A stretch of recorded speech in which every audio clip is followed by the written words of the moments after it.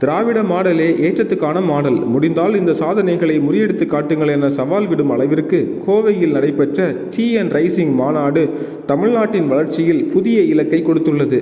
தொட்டதெல்லாம் துலங்கும் கோவையில் 161 புரிந்துணர்வு ஒப்பந்தங்கள் உட்பட 170 திட்டங்கள், ரூபாய் 43,844 கோடி முதலீடுகள், 1,709 பேருக்கு வேலைவாய்ப்புகள் என மாநாடு மாபெரும் வெற்றியை கொடுத்திருக்கிறது.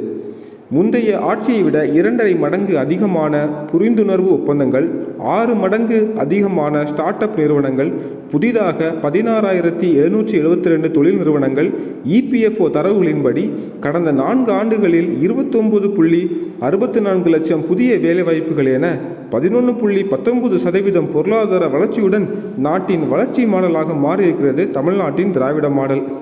முதல்வர் ஸ்டாலினின் முன்னேற்ற பயணத்தை எந்த அலை வந்தாலும் காக்கும் கவசமாக நின்று கொங்கு பகுதியின் உரிமை காவலராக திகழ்கிறார் செயல் வீரர் செந்தில் பாலாஜி.